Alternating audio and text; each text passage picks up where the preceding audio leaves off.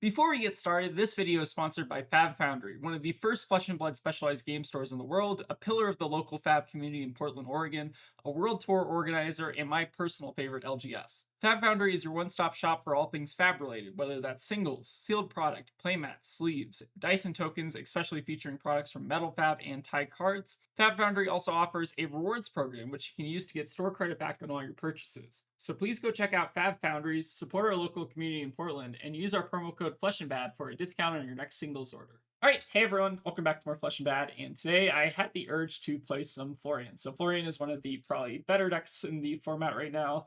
Loses to a couple like the top decks, like I think he loses to, or maybe struggles into Gravy, maybe struggles into, or definitely struggles in like Verdance, probably struggles into like Kayo and some of the other like kind of like over the top decks. But I think like overall, like Florian just has still this like really crazy mid range game plan that also got better after the Germinate unban. So Germinate plus Everbloom is kind of like a disgusting combo nowadays. Yeah, Germinate pretty good card. I feel like Germinate's like a little bit overrated. Like obviously the card's like stupid good and stuff, especially in the late game. But like a lot of decks can like get Florian in a situation where you like can't get the full value out of Germinate, which makes it maybe a little bit harder to use. Like it still doesn't feel like this is like just a free auto win card. You kind of do have to like play towards it, which is kind of interesting. But anyways, this is a list that I kind of cobbled together from a mixture of Tegan's feedback and also the Discord, the Flesh and Bad Discord. So if you want to join the Discord, let us know. I also actually on that note, I wanted to kind of make I guess like a little announcement. So I think unofficially what we've been doing is doing like a Monday, Wednesday, Friday kind of release schedule for our videos. So typically like we try to do like 2 videos, like 1 stream a week. That might be subject to change. Like we might see how that feels, but in general, I think we've been doing that like unofficially for the past couple like months or weeks or whatever. But yeah, if you like that schedule, don't like that schedule, let us know. I think that's currently just like maybe going to become our official schedule at some point. But yeah, anyways, that's probably going to be like the release schedule from now on. But anyways, back to Florian. This is a list I cobbled together from Tegan's input and then input on people on our Discord, which I encourage you to go join. So yeah, nothing super crazy here. Like most of the Florian cards are like, I feel like 70 cards in the stack are probably the same as like any other Florian list, but I guess we'll talk about the special ones. So ads for Gravy, Bramble Sparks, I guess also for any deck that we want to be a little bit more aggressive to. We got our AB, we got our Dread Scythe for certain matchups, like Jarl or like Verdance or whatever. Amulet of Echoes, obviously just for like Acilio or any deck that's like trying to do a bunch of things. Like I think this is also like fine into Verdance if they're trying to like pot combo you. It can kind of help like discard cards from hands, which is kind of interesting. And then some renditions for like just extra block value and prevention, and then finally deny redemptions also just for the Verdance matchup. I don't actually know if this card's any good, but I've heard some whispers that this card's like maybe okay for Verdance. And if Verdance is going to be like a pretty good deck, then I think this card gets I guess a little bit better. But yeah, the core deck is like 95% just like probably copied from somewhere else. I don't even know where I copied it from. I think I just like mostly just copied it from some lists that like Tegan gave me or whatever. But yeah, this is gonna be the deck list for today.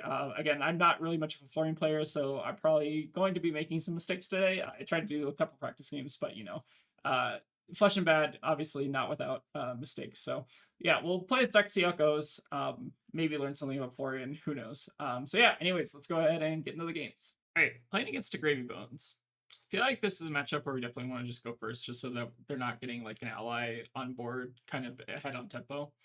Definitely seemed like a Reaping Blade matchup. And then do we want any of our sideboard? We definitely want the Outeds, I think. And I think the Bramble Sparks are also semi-reasonable.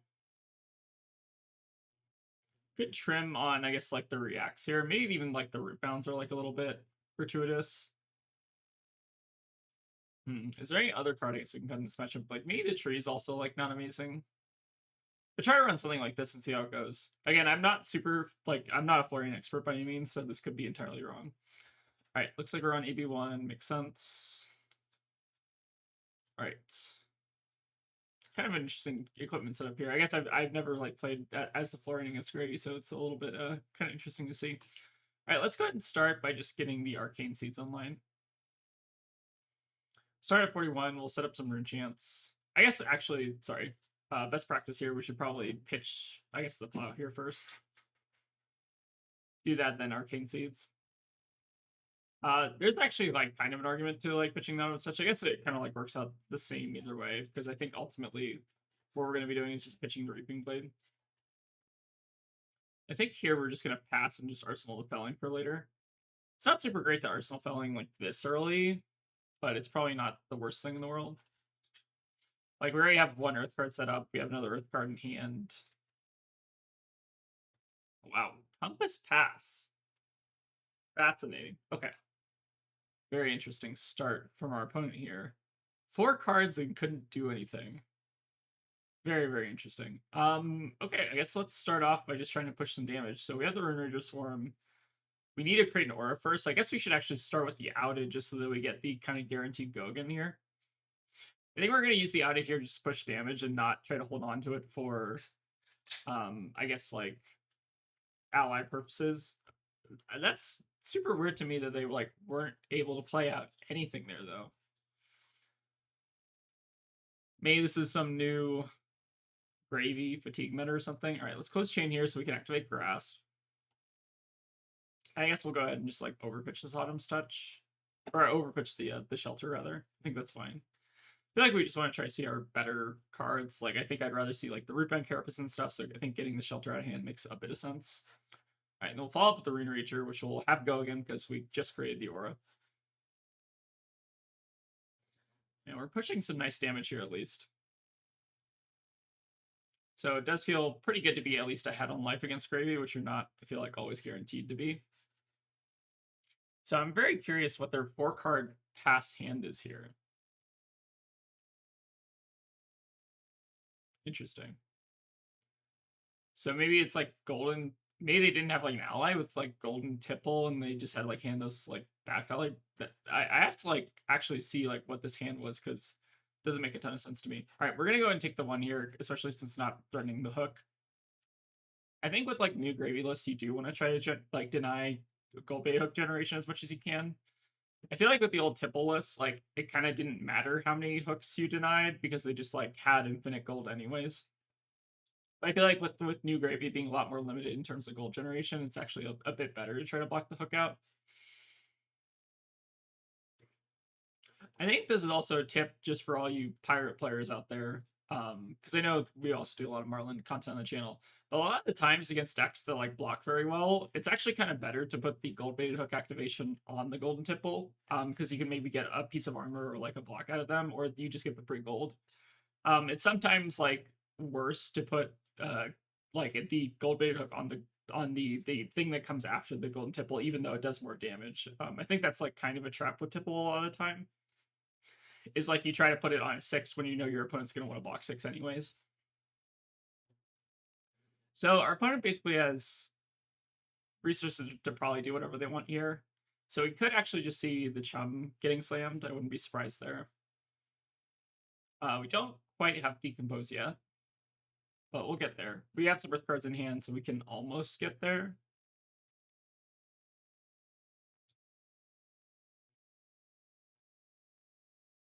But yeah, very curious what their hand is there that they just pass with full tempo on turn 1. All right, they're playing out the chum here. Part of me just wants to like play it safe and just like keep the heroic. But that's maybe not necessary. We can just like kill with the CNC also. We would be, if we block with the Canopy Shelter, we can actually play around them having the Fearless Confrontation, or at least one Fearless Confrontation. So I kind of actually like this block, and then just like sending in at the chum with like the CNC just to get it off the board. I think that's reasonable. I feel like there is like maybe some merit to leaving the chum alive, but I know that Florian's like a bit more of a defensive deck, so I feel like in general, if you have the opportunity to clear a chum, it's probably better. There are like some scenarios though where your opponent's like out of go against sources, like your Avastis and whatever, where clearing the chum is like not always correct. It looks like they're just gonna discard a ally here just to get in the bin. Very interesting. Entirely possible they just like didn't have a discard outlet since they're on not any gold here. All right, Call to the Grave in pitch and in graveyard. So most likely our opponent's just going to be like throwing down some Sawbones here. They could go for like a double Sawbones here if they really wanted to. We do have the tools to clear that if necessary though. So I'd say we're not looking too bad. All right, looks like the cats arrived, so that's always a plus. All right, come here, cat. Here you go, buddy.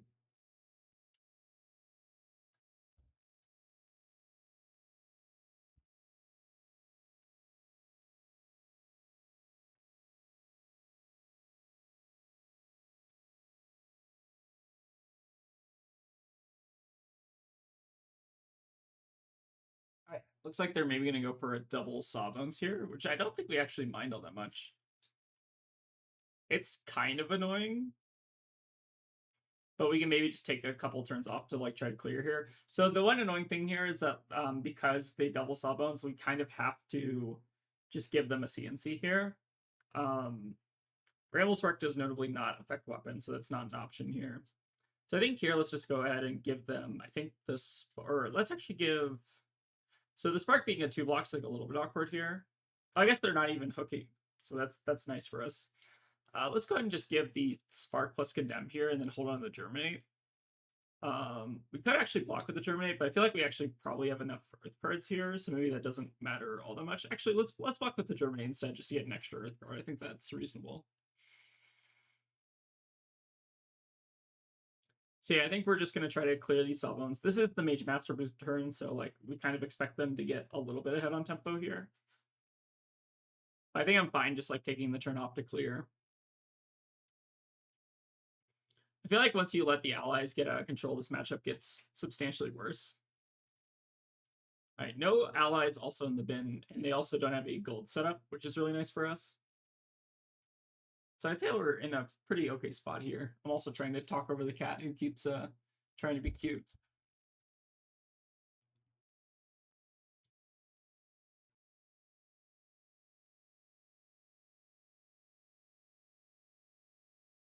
All right, we got the Eye plus the Conqueror here.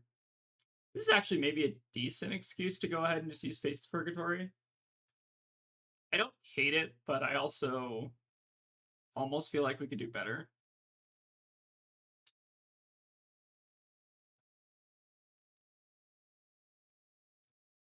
I think let's just cap. This is like basically a full value Face Purgatory, so I kind of just like don't mind giving them the Seeds plus the E-Strike here. All right, we draw Fruits, which is also quite nice. So we can block 3 on the Autumn's Touch still, and then like maybe send a Felling, or send our first Felling at the Sawbones next turn. I think that's pretty reasonable. We could also like just block 6 and then like swing Reaping Blade, make a Rune Chant or whatever. I think that's also pretty reasonable. I would like to get the Decompose on online, ideally though. All right, I feel like Loan Shark is another card I've seen a lot more just after the kind of Tipple ban here.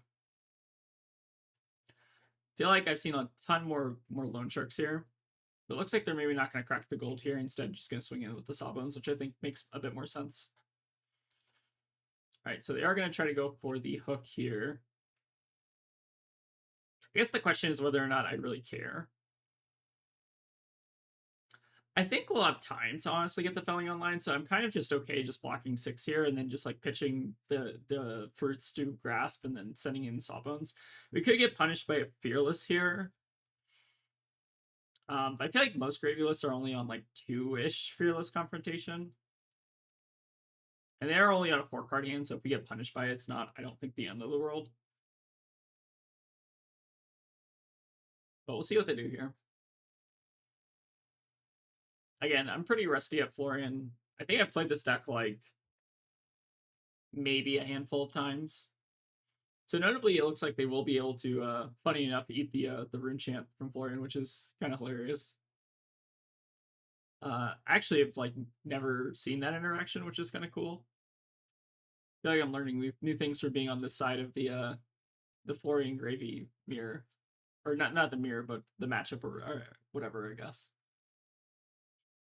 All right, coming in with Tip the Barkeep. So we have 2 Riggers that they put into the bin. It's a bit scary. I feel like our overall plan is to still just try to run them out of allies as much as possible, though. And they're just going to pass here. Fascinating. Very interesting. Maybe they're just trying to like preserve their allies so we're not like clearing them every turn, which I think makes sense to some extent. All right, so we can decompose here with the Felling, which I think is probably just going to be our play. So let's go ahead and fuse with the Everbloom, which I think we're going to pitch anyways. I think we're bottoming the Shelter because we want to hold on to the Rootbound here. So let's go ahead and just keep up the tempo, the pressure a little bit here. I think while they're trying to take setup turns, what we should be trying to do is try to push as much damage through as possible. So we will have to get rid of the Shelter here, but I think that's fine. We're going to be coming in for functionally 8. So let's get rid of Autumn's Touch, Canopy, and I guess the Outed's also fine. But yeah, kind of like a make your own felling for 8, which is kind of cool. Wonder if there's some merit to maybe just swinging with the felling that one turn at the Sawbones. But we did deny the gold, which I think is important in this matchup too.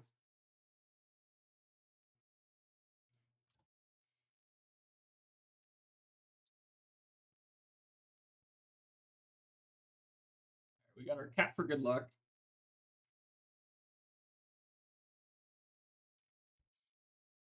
All right, Jittery Bones for 2, and that is the third Rigor Mortis. That's a little bit scary. They do still have to like spend the time to play them out here, though.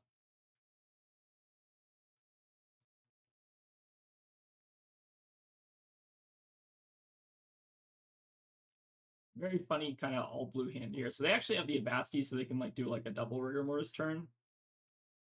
Which is, I guess, a bit scary. Part of me wants to just like keep denying the gold. Because there is a gold from the on hit of Avasti. I guess the question is like, do we want to do anything else this turn? I do want to make sure that I'm like holding up resources just so that we can like swing the Reaping Blade. So maybe the best play is like Canopy Shelter plus Rootbound, and then we like block 6 on the next Sawbone or the next Rigor. Maybe that's like the best play here. I think we'll just keep trying to keep the Rigors in check here. All right, we'll go ahead and decomp. So let's get rid of Germinate number 1, Heroic, and then I guess a CNC is probably fine. I feel like we have seen a lot of our bigger attacks, which is a bit concerning. One other card we can also consider playing this turn is maybe like trying to hold on to the Rune Ranger Swarm here, because that does represent a kill on the Rigor. All right, so they're going to get their second Rigor in play, Dead Threads, and then swing. All right, and they're not going to risk the Gold Bait Hook here, which is actually really nice for us. So I think here I'm kind of fine to just like keep trying to block, and I think we're going to keep the Rune Ranger here just to like keep the pressure on. If we can take a double ally clear turn, I think that's a really big deal. So let's start with the Grasp here. And notably from the Might token, they can't Fearless Confrontationist this turn, which is kind of funny. Because if they Fearless, the Might will give us the +1 needed to kill the Rigor Mortis. I actually don't know like how often Gravies are boarding in like Fearless Confrontation. I'd kind of be like if we have any Gravy players on the channel like who know the deck very well, I'm kind of curious to hear like what your thoughts are on this matchup, because I feel like I don't know, at least like how it's been going so far, like we kind of started the game. I guess our opponent kind of like time walked themselves, but like otherwise it's not really felt that bad.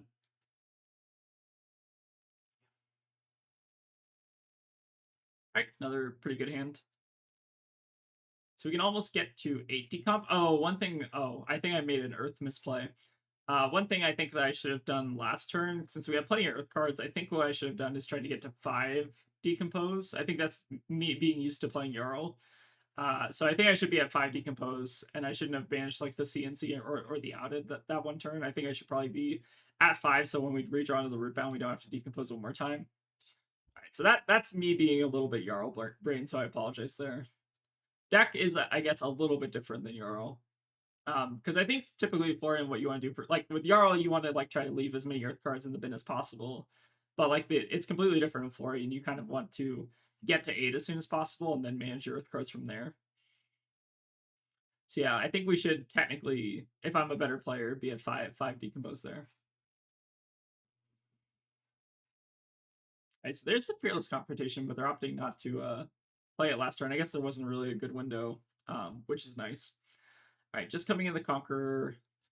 Have they put an ally in the bin this turn? Maybe the Chum. They put the Chum in the bin this turn. They played it out. Is that what they did? So they can still swing with the Rigor here if they want to. I'm kind of almost just fine taking the 8 no on hit here and just seeing what they do. Because this isn't threatening any gold. It's not threatening any disruption, really. The Chum is, I think, a bit of a problem, especially on this hand. So I think if I get the opportunity, I'm just going to try to block here and then just like Reaping Blade down the Rigor. Yeah, I think that makes sense. Like if we try to play out the Arcane Seeds and they have an ally here to discard, I think that's pretty bad for us because that means we have to leave this on the board. And there's no real other better way to kill it, I don't think, here. So yeah, I think let's just go ahead and give up the Everbloom plus the Arcane Seeds here. And I think we're not even making a Rune Chance here. We're just swinging the Reaping Blade at Rigor. Yeah, we're almost out of gold here, which is quite nice.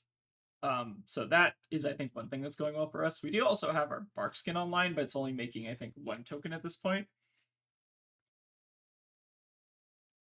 So overall, I don't feel too bad here. I think the Chum is probably the most annoying thing right now.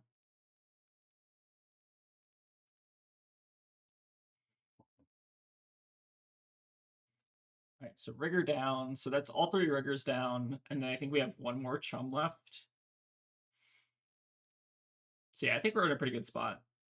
It's just whether or not we're going to be able to clear this Chum, I think, is the biggest question right now. Still have a decent amount of our fridge as well. So if they take any like brick turns here, I think we're also still in pretty good shape.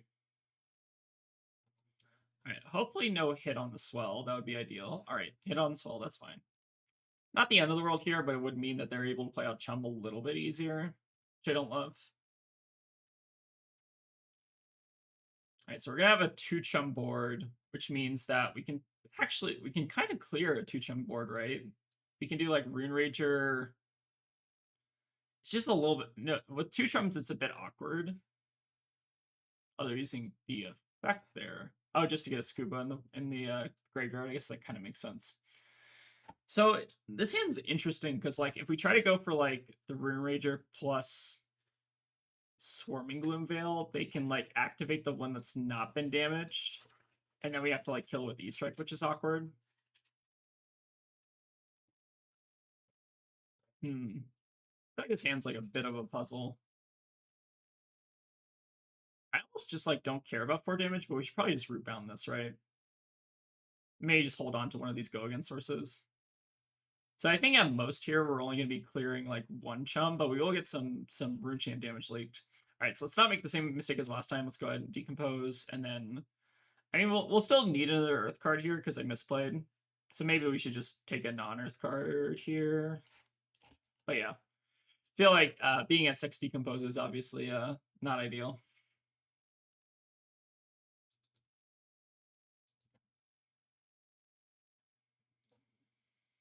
All right, so theoretically here, if they don't have an ally or a card with Water Grave to discard here, then we can clear both Chums. But if we don't clear both Chums, it's not the end of the world. We are at least like forcing them to discard here, which has its own kind of value. All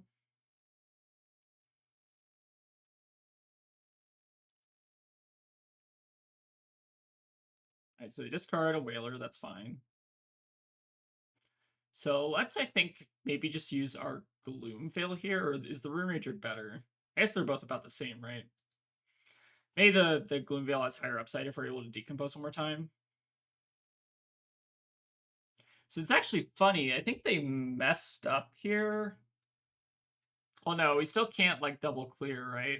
Because we don't have an extra card in hand.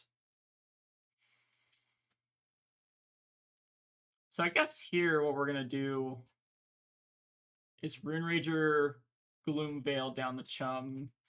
Hope they don't have the Fearless Confrontation. I guess just swing Reaping Blade face. So I think this should kill here. All right, they do have the Confrontation, but it's not even the end of the world here. Now you can just finish off the Reaping Blade. It does mean that we're basically like losing 3 damage, but it's basically just like a block from them, kind of. It's not the worst case scenario. We basically got 2 cards out of them, so they're going to have another kind of mid-turn here. The only problem here is the Dink. How many Dinks they're running is definitely a little bit of concern. All right, hidden on every swell. A little unfortunate. What do I want to do here? I mean, we have our Decompose source, but obviously our hand's pretty awkward. I almost want to try to like fix with the Sink Blow here, but I guess there's no real incentive to try to block the swell. We have gotten rid of all their gold, at least so far. Right, there's Vasti. They can they cannot theoretically play out the Dink. They can theoretically play out the Scuba if they want to. So I guess in this case, I honestly just maybe want to try to sink below, targeting the shelter. And they play out the scuba and maybe like swing with it. Or oh sorry, whoops. We want to desync there. Or whoops. There you go. All right. So let's go ahead and block the sink below here and sink this shelter. Hoping for like a blue. Okay, no blue is not the end of the world. So imagine here they're just following up with scuba. And then they can technically swing here if they want to. They're also going to put the hook on it. And they are going to bottom. What do they bottom here? They bottom prismatic ley line for later. Okay. I kind of think I should maybe just give them the gold here. Like, we could also give up, like, grass plus wall grounded and deny it as much as possible. But I'm almost worried about dipping too low in armor. Could also give one bark skin.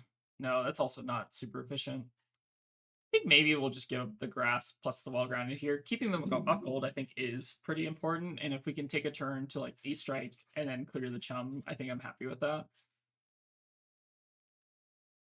We would be concerned about, I guess, the whaler here is the only problem.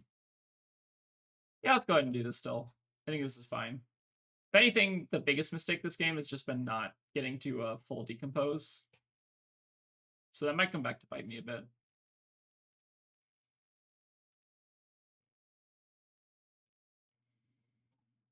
Start the turn off with the E-strike on the scuba. We'll bottom heroic here, but I don't think it really matters. I think we're bottoming both cards basically.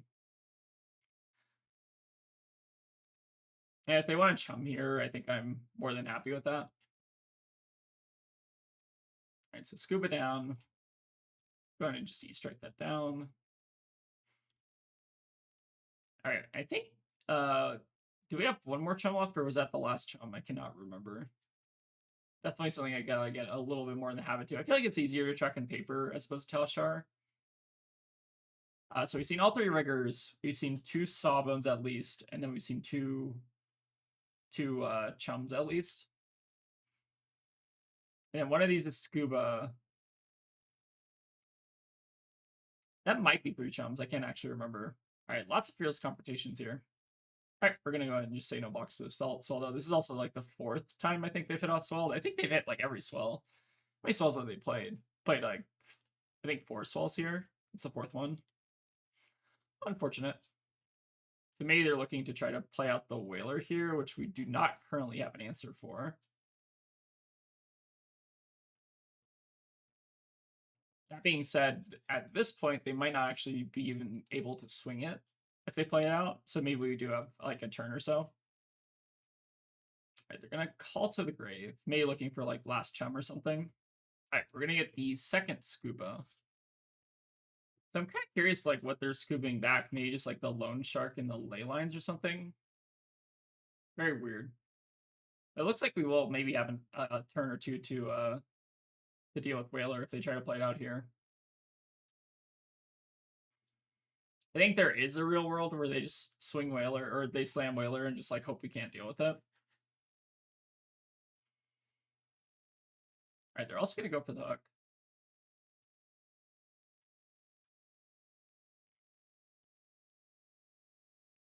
All right, so no action points after this. They bottomed their lone shark. All right, so here we'll just take the opportunity to get the other root bound online. I think that's fine. Looks like they're also maybe trying to set up an arsenal here, so the plow hopefully will be a decent punish. Let's get the root bound, the well grounded, and then the trot. All right, so we're finally online in terms of decompose, which we should have been online maybe a couple turns earlier. But that's on me.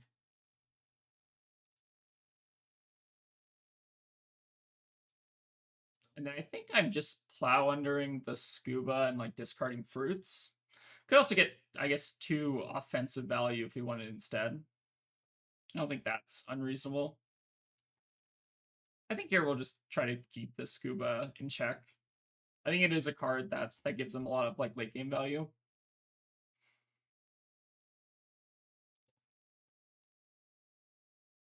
I feel like there is maybe a point in this game where we should try to pivot towards being a bit more aggressive. I don't know if we're at that point just yet though. We are putting them on a 4-card hand. I feel like the biggest concern at this point is just the Whaler. All right, we're at a higher life total. Duh. Okay, yeah, definitely should have maybe just I'm still gonna discard this. Obviously it was a mistake to grasp there first. I think that's me just not being used to playing Florian. All right, we're just gonna take another setup turn here. Well, this gives us a lot of space, so I'm actually kind of appreciative of this. So we get to get a heroic online. Even through our misplays, we're still somehow doing kind of okay. Get to send in a Glooming for 7 plus 2 additional rune chance and then a Reaping Blade on the back, and then keep the heroic around for another turn. So this is maybe the point where we just want to pivot to ignoring the allies if possible and just being as aggressive as we can. Joe still have some armor to work with, and we're not on an arsenal, so we're not super worried about getting disrupted. Oh, and this is a really good hand, I think. All right, Murder Stravel coming in. I don't think we care. Yeah, I definitely could have played this game a little bit better. But overall, I feel like the broad strokes are there. It's more so the minor misplays that I make by not playing Florian. All right, so they're coming in for 11. I mean, I feel like with this hand, what we should just be doing is just pressuring, because we have like triple attack on a heroic turn. So like that's +9 damage. We get the outed as well. So we got 4, 6, and then ending on 8 plus an additional 2 rune chance. Am I doing the math right? Or no, sorry. I'm not doing the math right because we aren't actually able to. Okay, so actually it's a little bit awkward. So we can outed plus felling, and then we can turn the Rune Ranger into 2 rune chance.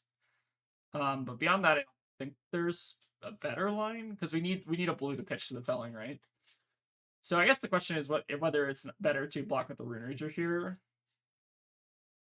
or maybe we just like block with the Trot Along, outed, and then felling send it off. I think that might actually be better. Yeah, so maybe this is fine. We could also just do the 2 offensive value. Let's do the 2 offensive value. Maybe 2 offensive value is actually better than 3 defensive value. So I don't mind this here. Like, they're going to be able to keep the Whaler around, but I don't think we care. I think at this point, we just want to be as aggressive as possible. So let's go ahead and start by pitching to make some runes. Then we're going to send in the outed. And these are all going face, I think.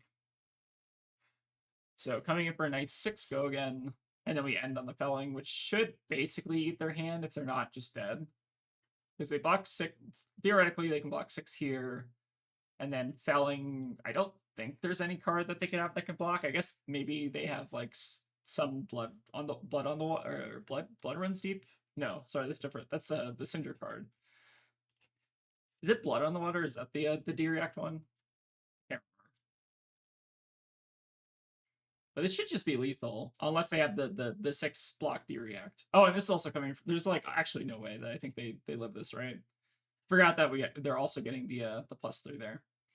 All right, so I'm somehow bungling my way to a Florian victory, but I feel like this deck is kind of one of those decks that you can kind of afford to do that. All right, let's take a look at their gravy deck because I'm kind of interested. Maybe not a quick remesh though, although I didn't feel that bad about that deck. All right, so let's take a look at what their deck is. So we got a couple Loan Sharks, we got 1 Prismatic Leyline, 1 Spicy Leyline, and then just a bunch of Swells, Sloops. Looks pretty stock standard. I'm curious how many confrontations they're running. So it looks like they're running 2 in here, and then they have an additional. So they're running all 3 confrontation, which is, I think that's a lot of confrontation. I feel like typically I see like 2 in gravy decks, but I have not been kind of up to date on Blaze gravy development, so maybe there's more. All right, that was a pretty good one to start us off again. Couple misplays here and there, but again, that's kind of me just not having the reps of the deck. Let's see if we can get another playing against Cat Pair, playing some Kayo. All right, good luck, have fun. This is maybe a matchup where we want the Revelations in. I'm kind of curious how bad this is. All right, so I'm going first as well, which I think is fine. Let's do another 60. I feel like I shouldn't be running 62, but that's okay, I think. This seems like a pretty good setup hand. It's actually funny if they try to play out like an agile windup and a turn, we can destroy it, which is kind of hilarious. So I think here We're also on the Reaping Blade, which is like a bit awkward because it means the Arcane Seed's life will not get value.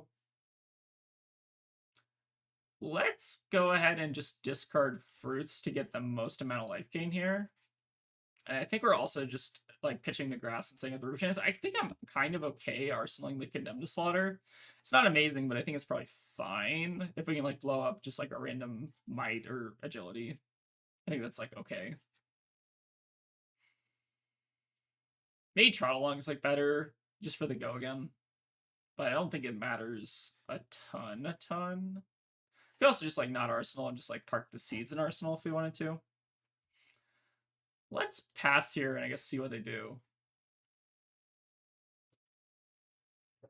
Maybe we Arsenal the Arcane Seeds here. I guess it's like kind of the same as playing it out, right?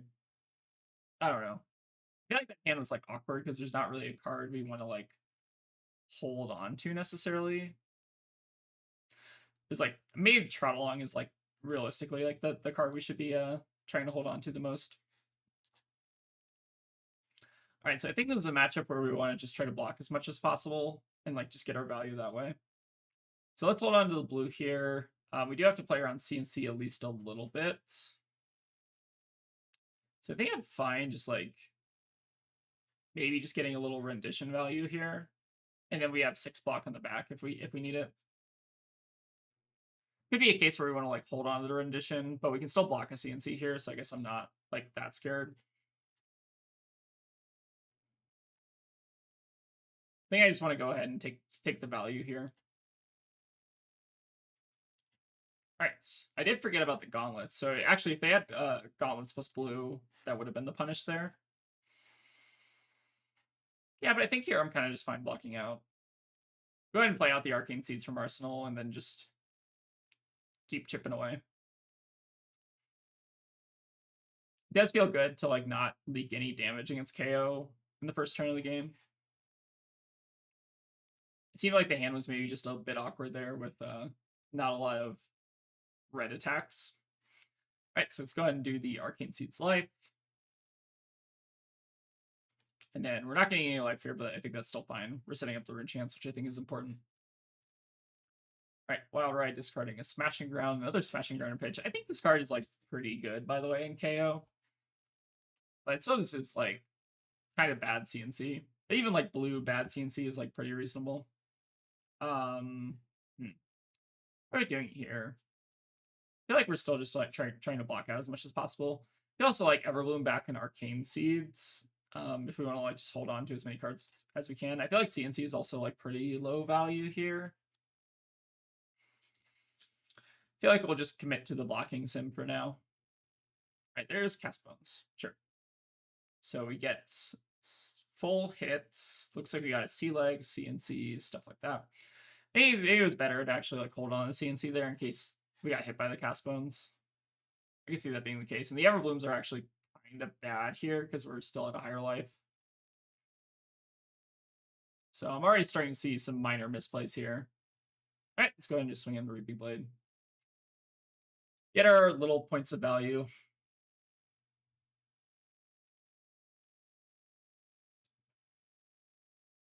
But yeah, next turn is going to be a bit scary. Hopefully, maybe it's a turn where we can try to use our Face Purgatory to get effect. All right, there's CNC. All right, so unfortunately we can't root bound this, which is a bit annoying. We can also just like play this out of Arsenal and not worry about it getting destroyed. But we'd have to like respond to the CNC trigger so that we're at lower life for the life gain to matter. So I think here let's just commit to blocking. I guess we don't also have the Face Purgatory, which is a little unfortunate. But yeah, let's go ahead and just try not to leak as much damage as possible. So we take 7, we go down to, or actually we should block a little bit less. We should block, I think, just with the Autumn's Touch. So we take 10, we go down to 32, and then we can play the life to go up to the same life total. Try to maximize our value here as much as possible.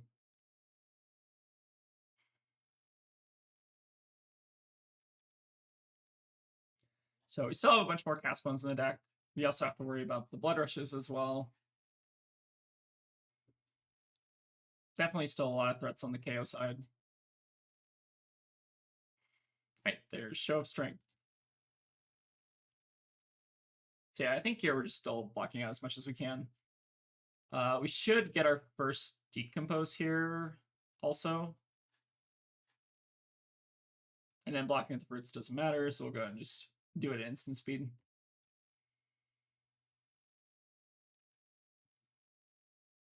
All right, we'll make sure to remember to decompose.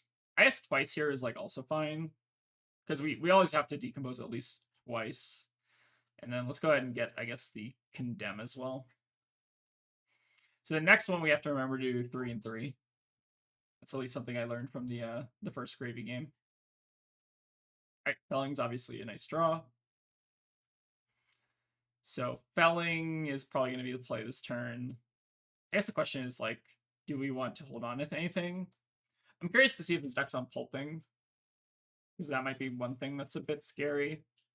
But I think we'll just go ahead and take the Buckwild here and then try to block on whatever the next thing is.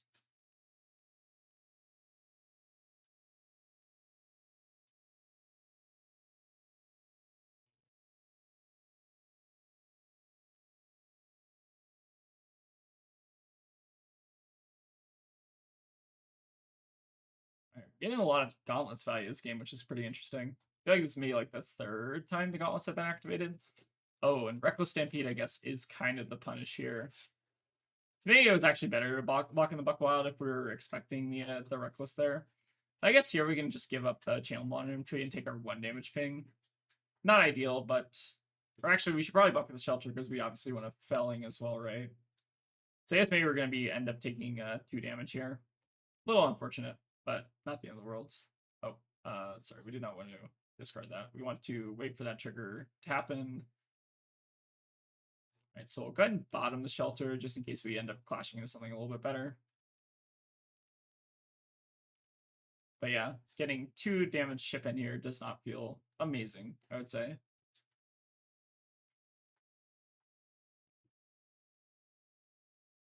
Right, Truce and Swing Big. Go ahead and bottom the Truce. Don't think it's necessarily what we're looking for.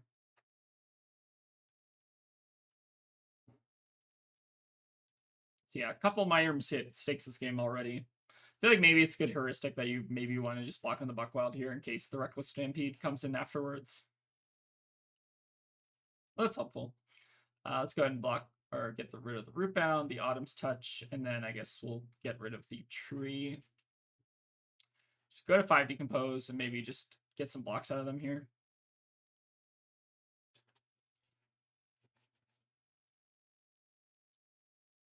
All right, and then just coming in with the Beast of Then.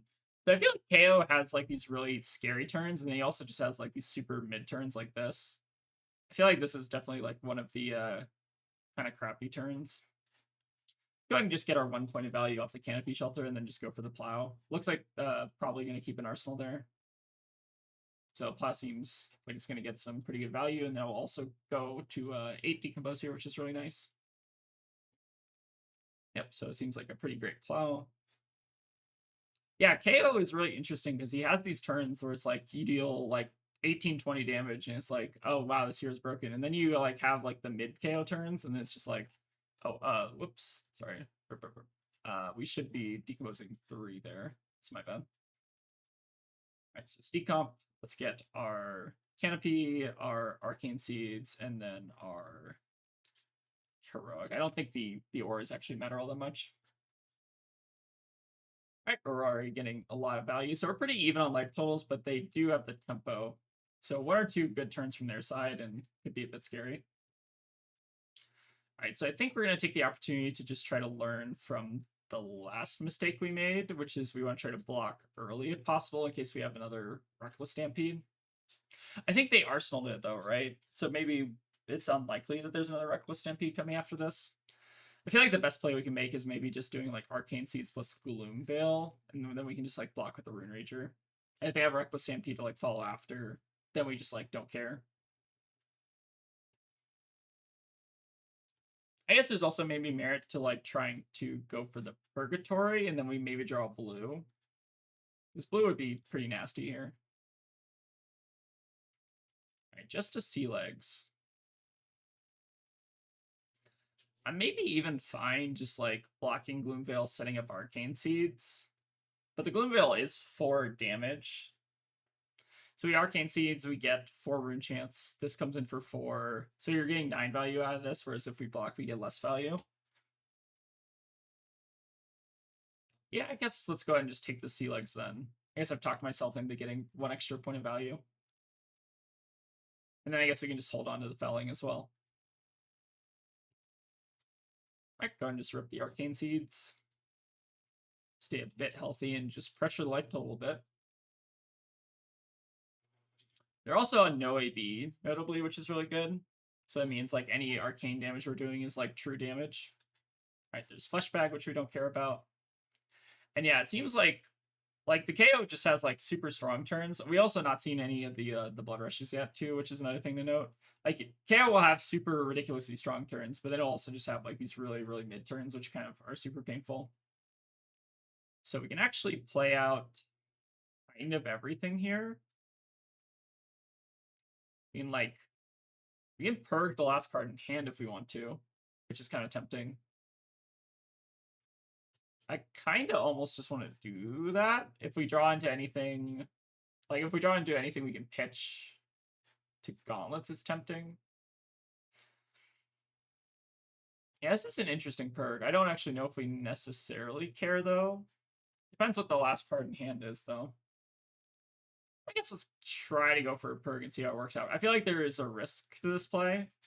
We drew with the blue there, unfortunately, which is really good, but we're getting rid of a Bear Fangs, which I think is also pretty high value. It's maybe not the worst play in the world. All right, we do want to be careful to kind of start blocking with armor if we can help it. Yeah, let's go ahead and just follow up with the Rune Rager.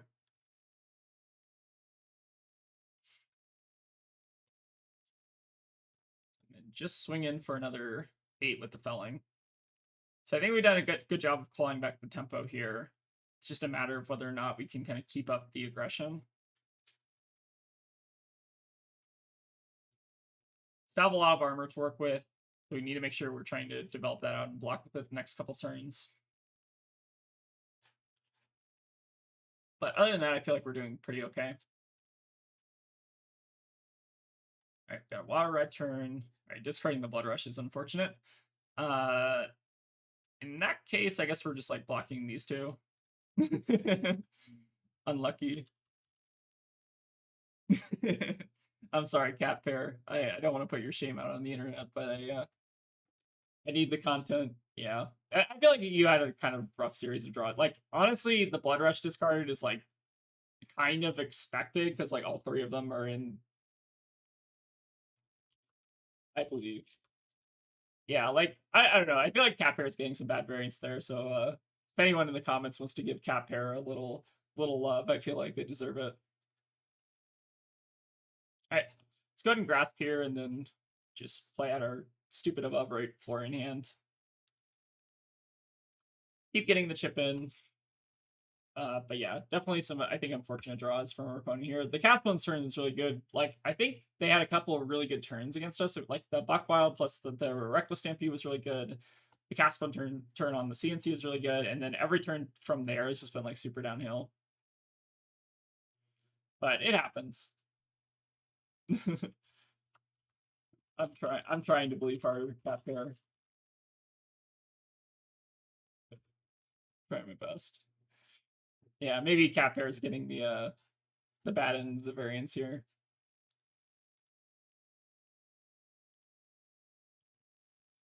All right, so effectively we'll be up 1 here, but I imagine we're going to probably get some card blocks here on the Reaping and maybe even on the Gloomveil.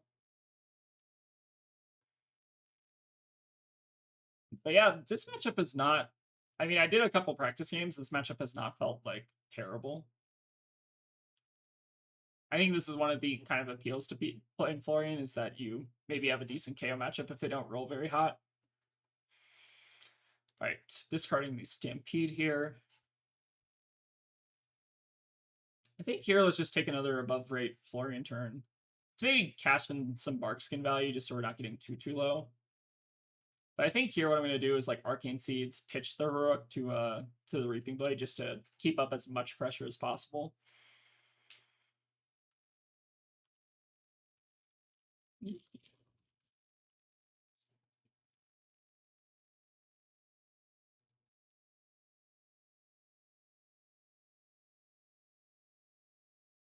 Yeah, maybe there was an opportunity to roll scabs there, but not sure how much the scabs actually helps against this hand because this hand is just like kind of stupid good.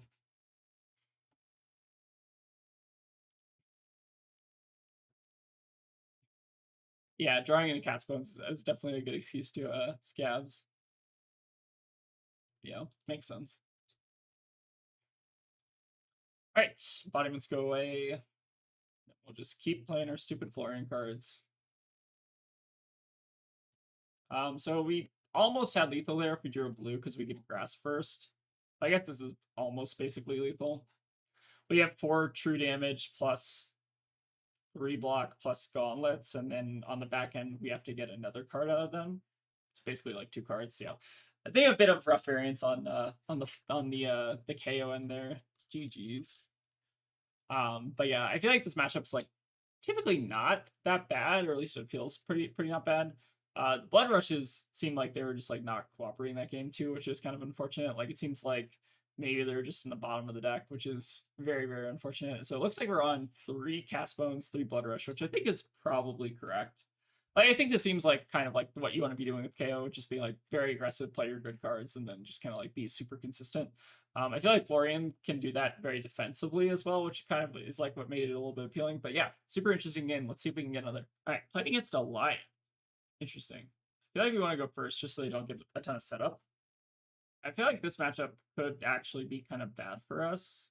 Let's go ahead and bring in the renditions again. I feel like that card's still just like really good against Lyath, especially if they're making like any like confidence tokens, which I think some lists are playing the kind of like setup cards. All right, we do have a Germinate to start us off, which I think is going to be the play. Also gain a bit of life, which is quite nice. So go ahead and pay for it. I think just Arsenal the Rootbound here. Yeah, Germinate is pretty nice here. Okay, opponent's on Helm of Eisen's Peak, which is kind of hilarious. They can go to 6 intellect here. So let's go ahead and make 1 embodiment and then a couple rune chants, and then just Arsenal the Rootbound and pass back. They could have a Suspensor right here, so edge of their seat's pretty decent.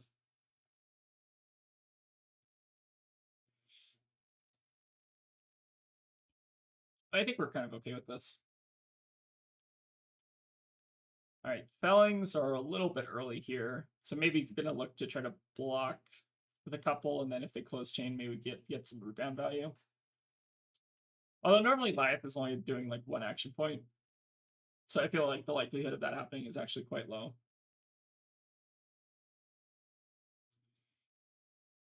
There's maybe even an argument to making a 3rd rune chain here that we know that they're not gonna attack probably.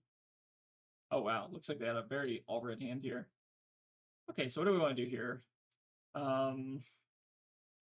We can block with the Rootbound and the Felling, and then play the other Felling. It's not super exciting, but I guess it's kind of okay. Yeah, I'd say this is fine. I don't think this is necessarily the turn we're super excited about, but we do get our first bit of Decompose, which is nice. I feel like in this matchup, we probably just want to get online as fast as possible. So let's go ahead here and just play out the Felling. So we should have plenty of cards for that. So I think here I mean, I guess we don't really have an option, but I think in general, if I had like another action here, I'd probably just do the 3 just because we're kind of guaranteed to get it. Oh, whoops, I think I might have selected the wrong one.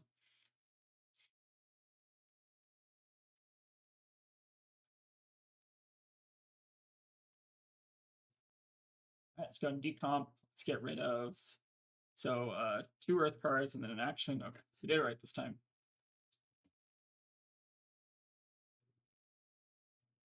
So we'll put them off a couple cards here, so they're not going to be able to go super tall, hopefully. And then we're getting the first bit of Decompose as well.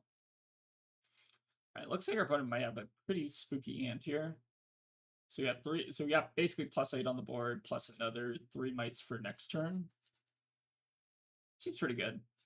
I really like a lot of the design of these Lyath cards. Pursuit of Knowledge is also a spicy one. All right, we are playing against the most intellectual Lyath of all time.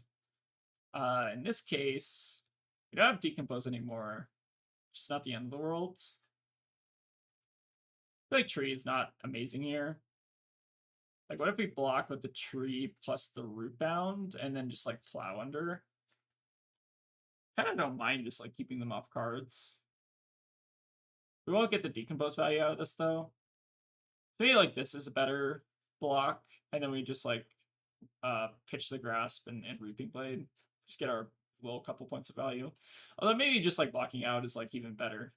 I feel like I maybe sold myself on this because like the longer the game goes on, the more it favors us, and we're able to get more value out of our like hero ability and stuff. So I think we just want to try to block as much as possible to get to the late game.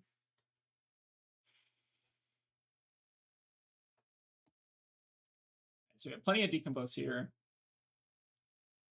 Oh, Ataya is annoying though. Yeah, I feel like I've seen just a lot more Ataya in general. I think the card's like pretty good. The funny thing is against like cards like this though, where you can be like a little bit more like the against hand disruption is kind of funny because like you can just like pitch a card that they would otherwise like take out of your hand. So this is on hit, discard a card. So we do need to try to fully block this if possible. So I feel like here let's maybe just like give them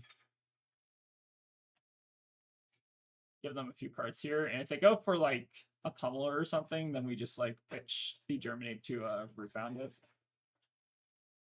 I could also just like I could also just do this and then just play out the arcane seeds. Maybe that's a bit better. Let's try something like this. I think if they want to go for the pummel, I think I'm fine with this. So yeah, we can just root bound, decompose here, and pitch the arcane seeds, and then they aren't getting any value out of the pummel or the concuss. So let's go ahead and decompose. So we'll get rid of the plow, the tree, and then I guess the germinate. So overall, I think that was a pretty good trade for us. The funny thing about like pummel plus a lot of these like on hit discard effects, like thump is I think another one. Although I think thump's like a bit better than concuss. The funny thing about them is that like there's redundancy, right? Like where if you just your opponent just blocks with most of their hand, and then like you're not getting as much value out of the pummel or the concuss individually, I guess, which is kind of interesting. All right, Wreak Havoc is another spicy one, so we do have to be a bit careful about that, I guess, in the late game. All right, so Thump's power is technically greater than space, so we'll get Dominates. Which is awkward, I guess. They could have another pummel here, but I maybe just like don't care.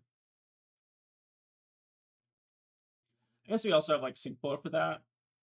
So maybe I'm just gonna pass and just try to sync to try to find some action. We also have the Well Grounded for what it's worth. All right, second pummel is interesting. So let's sync here. Let's try to get rid of the Condemn and then just see what we draw. Could actually just cover this if we really wanted to with the Shelter and the oh no, I guess the Fruits doesn't cover it, but we could do the Shelter and the Well Grounded here if we wanted to. I think I kind of don't mind this. It's a bit funny.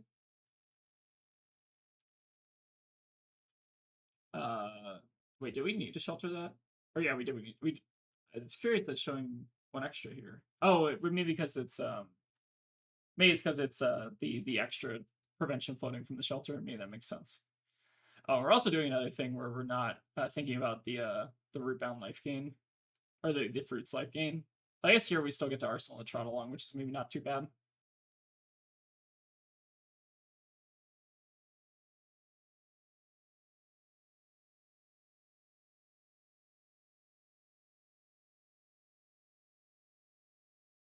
Right. Arsenal and trot along.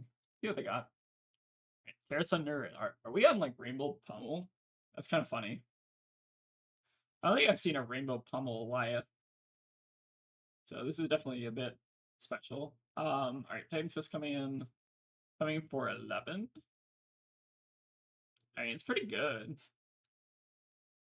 I guess maybe we'll just like eat this and then just send CNC on the back though. I think I don't really see like a compelling reason to try to. Could also try to block a bit, but there's no real like way to cover this. I think we're just supposed to like leak some damage here. Yeah, I think this is fine. All right, another pummel. All right, Rainbow Pummel and the Terrace Under. Okay, very interesting.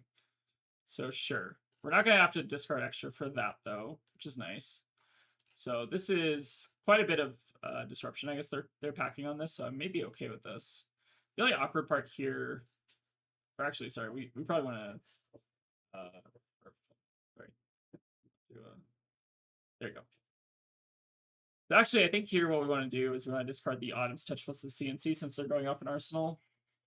So now we have like the double Everbloom we can get value out of. And then we do not, oh, we do have Germany we can buy back, which is also quite nice. So yeah, I think we're just going to make use of this busted Earth card here. All right, so let's do both. Let's grab our Germinate back. Yep. And then I think we also buy back an Everbloom if we want. Or we could also just pitch to Grass plus Reaping Blade. I think both are reasonable. Like it's Lyath, I feel like they don't make like great use of their cards, so maybe just getting back the Everbloom for late game is like preferable. Alright, we have the last source of Decompose 2 here, which is quite nice. Alright, and then opponent is going to play a Mocking Blow. So we're not too concerned here. Let's go ahead. We can't really heroic super efficiently on this hand, so let's go ahead and just block with it. Then we can give the root bound here, and then just like make a bunch of root chants. Start swinging the Reaping Blade in. All right, so let's do the double decomp here. Oh, they're gonna snaps this. Okay, interesting. I forgot they even really had the snaps here, but I guess it kind of seems pretty good here. Let's go ahead and get rid of the Rune Rager.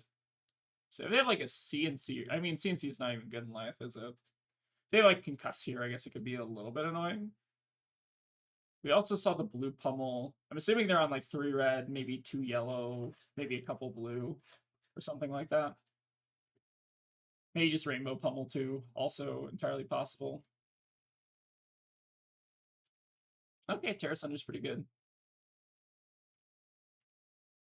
So we can at least block this with Grasp.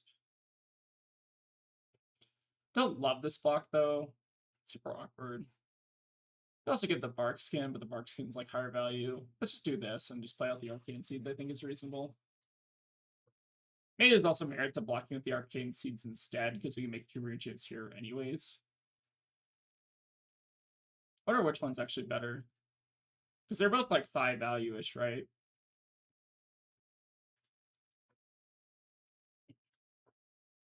It's kind of interesting. Maybe leaving the card in the deck is actually like better.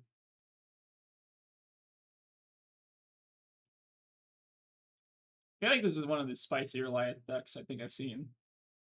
Helms of Eisen's Peak is also quite interesting.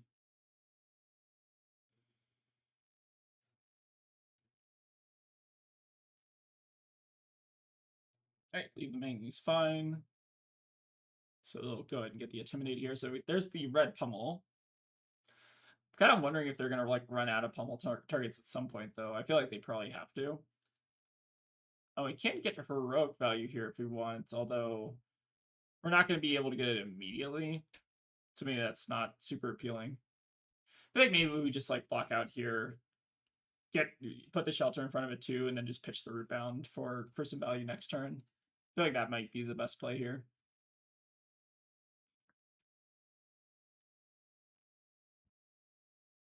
Yeah, let's go ahead and just get our 7 points of damage. They do have null rune for what it's worth, so they can like maybe block this, but I think we're still doing pretty well on the fatigue game. Especially with just the Germinate loop. It feels pretty good. I feel like we want to try to maybe take a bit of damage, just so we're a bit lower than them, ideally. Just so we're able to get value out of our cards.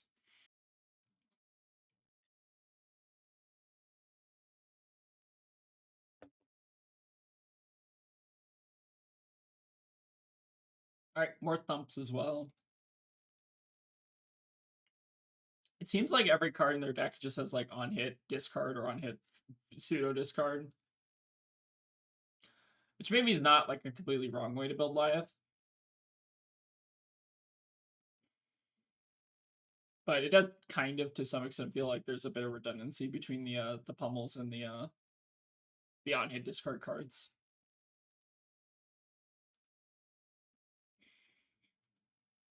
Alright, just gonna set up another right for next turn, that's fine. Let's see what the attack is here. Okay, Escalate Binds is definitely a good one. Yeah, here, what are we doing? Probably saving the canopy shelter in the deck because it can get around confidence, I guess. And then we can just like grasp this reaping blade. Don't think there's any real need to like overthink this turn too much.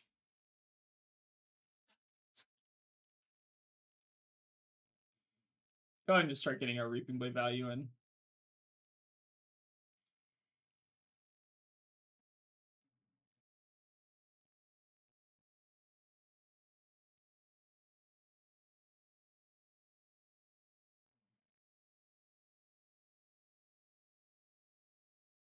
It looks like they're just gonna pitch a blue here. May get a little bit of rampart value. Makes sense.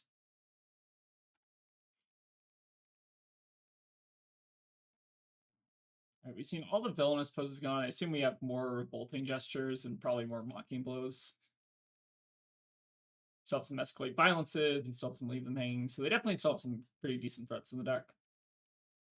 And I feel like this is almost certainly just a pummel, which is fine. We can, I guess, discard the rendition here for some extra value. Could also try to like perk this. I feel like I'm not opposed to perking this. Like do something like this and like discard the rendition so they can't pummel. Yeah, they can't pummel if we do this, right? I guess the question is like, do we like need to do this? I don't know if we necessarily do. Maybe it's better to just like hold on to the purgatory for like a better turn, but I feel like this turn is like fine to do it on. So yeah, let's maybe do something like this, I think. Maybe we even want to like bottom the rendition, so maybe there's an argument to just like giving the grasp here instead. I think I like this. Let's try this and see how this works out for us. Alright, so they're pulling the tunic for an edge of their seats. It's also fine. Okay, so they get around the kind of value there. In this case, I guess we're discarding the rendition just to make some 2 rune chance and just kind of soak up the value there. Alright, looks like we're on like a full suite of rainbow pummels, which is quite interesting. In this case, I guess we'll just go for the buff. Still just doing a good job of trying them out, although we did lose, I think, a bit of value off that purgatory there. So maybe we got like a little bit greedy, but I don't think it's actually the end of the world that they just played out like an edge on their seats. I think that's preferable to them using that yellow pummel there.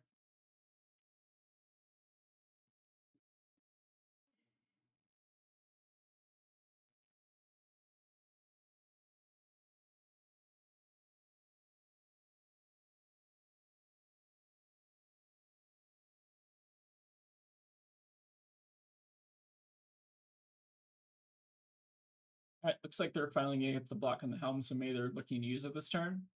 Entirely possible. Alright, another Arcane Seeds is quite nice as well. Although we're not going to get the life gain value, but that's fine. Then there's Mocking Blow. Okay, just coming in for 4, but they do have the opportunity to boo. So that will get +4, so coming in for 8, which would put us at 20 exactly, so that we'd be able to get Arcane Seeds value. So if that's the case, I feel like we're supposed to just take this, right? Just so we're able to get a little bit of life gain on the back. Yeah, it seems fine. So we go to 20, which will put us on even life footing. And we're going to make sure to discard the... Or no, we don't discard the fruits. We just Arcane Seeds, right? We Arcane Seeds, E-Strike, and then do Grass. So Grass first, I guess. So Grass first, Arcane Seeds, E-Strike, go again, Reaping Blade. I think that's the sequence. Okay, and if they want to leave them hanging, I think I'm fine with that. So that changes the play, I guess, a little bit. But not even that much. So they get rid of the Arcane Seeds here, but I think that's fine. So we actually get value out of this Trot Along now. So we Trot Along, do this, and then now we can E-Strike in the back and then Arsenal the Seeds. This kind of actually works out fine for us, I think, here. Maybe a little bit more awkward, but not by a ton, honestly.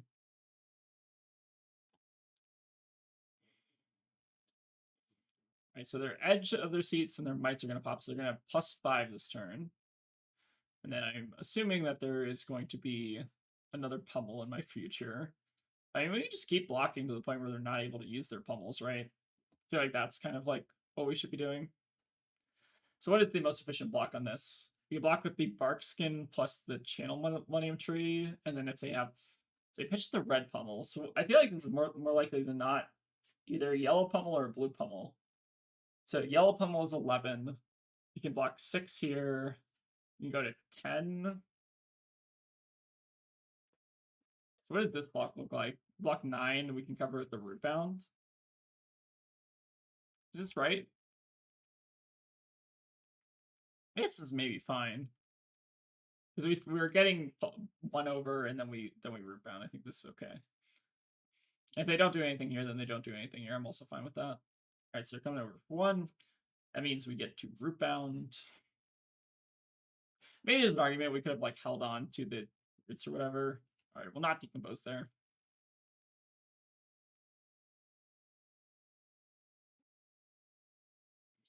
So we'll let the embodiments pop. We'll go ahead and grasp. Make a bunch of runes and just keep them off tempo for the rest of the game, hopefully. And then coming in for 9.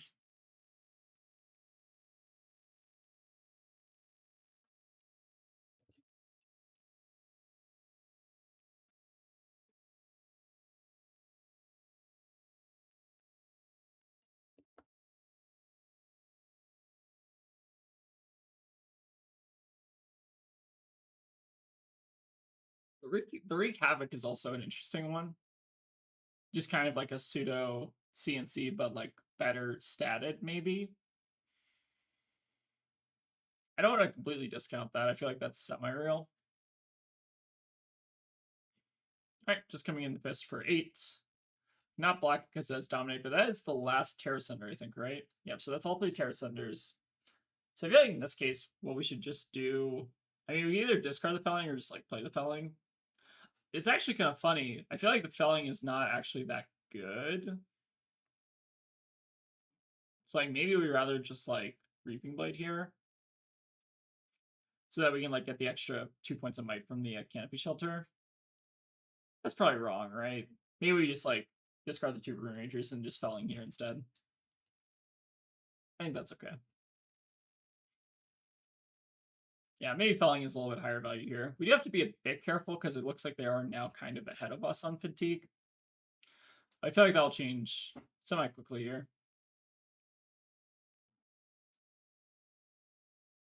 Okay, let's decomp. Let's get rid of the 2 root bounds and then something random. All right, we do have to be a little bit careful not to fatigue here. But we also want to make sure we're not like getting disrupted to the point where we can't like extract value out of our hands. I think those are the 2 biggest concerns right now. Seems like they're maybe gonna just take a turn off to give us some cards and maybe boo us or boo themselves. They can boost themselves, I guess, right? Yeah. All right, get a full 8 value box. It seems pretty good. That's the last to leave them hanging too, which is also quite nice. Yep. So we'll just keep on grasping here.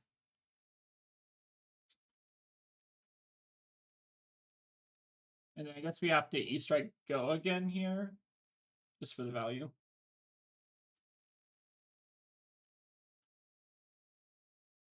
But I don't think I'm super concerned about fatigue against Lyath. I feel like a lot of their better threats are gone at this point, and like their deck is maybe just primarily pummels at this point. It's at least what it kind of seems like to me.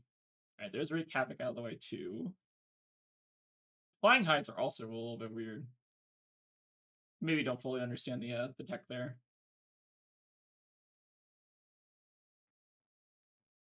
But we'll force probably some more blocks here.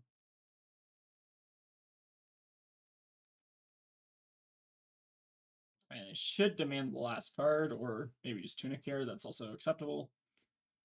All right, and I think they should be at the point where they're just like not able to disrupt us anymore. All right, they do get to use their Ice and Speak though. Okay, so they now have their 6-card Lyath hand, the crazy strong 6-card Lyath hand, I guess. And then I guess, do we want to just like hold on? I guess the Rune Ranger does represent another breakpoint here. So maybe we'll start with the Gloom Veil and just see what they do. I feel like they're not going to be able to block out here, or it's super unlikely, it seems. I guess we can maybe hold on to the Condemn as well. But yeah, I think we are now officially kind of winning the fatigue. We're winning the tempo game for sure, but I think we're also winning the fatigue game just because we're there at 1 now. That means their blocks just become so much more inefficient. Oh, that was a pretty efficient block from them. Rune Ranger represents another block somewhere. and then the Reaping Blade is another, so they'll go down to 1 card in hand, which means they can maybe Titan's Fist, but they're still not going to be able to really do much with their pummels anymore.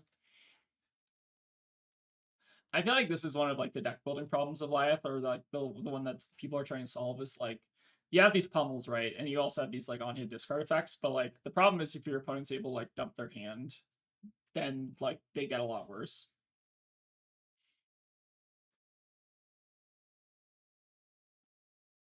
Alright, so just coming in with the Titan's Fist here, so I think we'll just take the opportunity here to just rendition this. Seems fine. Or yeah. Oh, I guess. Okay. I didn't mean to block with that, but that's okay there. Probably should have made the Rune Chance, but that's fine by me, I guess. All right. Let's go ahead and Grasp here, and then I guess we can Condemn to Slaughter for no value, and then just send in the Reaping Blade for another extra point. Okay, so pass there. Come for 4, and I guess just Arsenal the Plow. Should still be forcing at least 2 to 3 cards out of hand. So yeah, we're still in a fine spot.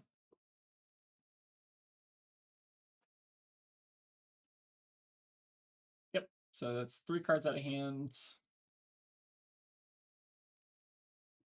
A-okay by me. Our Germinate is not going to get a ton of life gain value, obviously. I think it's still fine to just like take a turn off and use here. I feel like they don't really have a ton of threats left either. Like they obviously have like the pummels and stuff, but I don't think I'm too afraid of those. So yeah, I think we're just going to take a turn to do a full Arcane Seeds Germinate play. That should hopefully kill. So let's do the Arcane Seeds. We'll do both, although it won't matter. Then we'll go ahead and Germinate. So I want to make sure I'm not getting like super greedy with this Germinate. So maybe we'll make like 1 embodiment or 2 embodiments, and then the rest Rune Chance, just in case they try to like do something big at us next turn. How many thumps do they have left? I guess the Wreak Havoc is also annoying. They probably have a couple blue thumps. We are just sitting on 10 Rune Chance, so even if they are able to push, like I don't know how much over they're going to be able to push it. Right, just making a Might on the end step, that's fine. Rootbound's nice. Alright, so there's the thump, so this means we're almost assuredly getting pummeled here, or they're going to attempt to pummel. I don't know how well it's going to work out for them. Is that our last? Hold on, let's keep track of our Everbloom. So we still have 1 more Everbloom after this, so it should be fine to block like that. So they pummel, pushes it over. I think this covers it, right? This should cover red pummel, I think. So we'll see what they do. I think here we're just going to go for the Plow Under, and that should be game. I feel like those embodiments actually helped out a lot there. All right, let's go ahead and just Plow here. I guess we can overpitch the Rootbound for later and just Arsenal Sync, which is also nice against their Dominate. And yeah, seems like they maybe saw the writing on the wall there. Good game. So this is very... All right, let's see how many pummels they were actually on, because I'm kind of curious. So we have the 2 yellow pummels in hand, we have the 2 blue pummels in deck, and then how many pummels do we have here? We had 1... All right, so I think we're on Rainbow Pummel, right? Where's the... oh, there's the red pummel. Okay, so Rainbow Pummel Lyath list. Very interesting. Yeah, I don't know. I feel like the problem with this list, or like the problem with like this kind of style of list, is like there's a lot of redundancy in the effects here. So like if you have 1 card in hand, you're not getting value out of your thump and your pummel together. That's like maybe the core issue I see. But like I think there is some viability to decks like this that just like kind of want to keep their whole hand. But yeah, it definitely feels like there's a bit of like tension between like the kind of like redundant discard effects, which is really interesting. All right, that's probably a good spot to wrap it up on. So this is my attempt at playing Florian. I think the core theme of today's video is play bad, win anyways. So I think maybe I'm gonna make that the title or whatever. But I feel like this is like this deck is like so stupid. Like you basically get to just like have this insane late game potential, and then like the Germinate loop is also really good, and then like you lose to a ton of like really good decks. Like you lose to like Verdance, you lose to like Kano. Sometimes you probably even lose to like Kayo also. So like I don't think his deck is like unbeatable, but like against some decks this deck just like grinds them out, and like there's not a ton they can actually do about it, which is kind of fun. But yeah, I don't know. I think it was fun to play it I don't even know if this is an F tier. I guess this is like an S tier Friday or whatever. Who knows at this point? But I typically don't play like decks like this because I don't think the lines are super complex. But I did actually make a couple of mistakes, so maybe they're a little bit more complex than I'm kind of giving them credit for. So, anyways, that was my half-hearted attempt at playing Florian. I kind of just want to play the deck because it seemed kind of one of the more fun decks right now, and it's obviously one of like the better decks as well.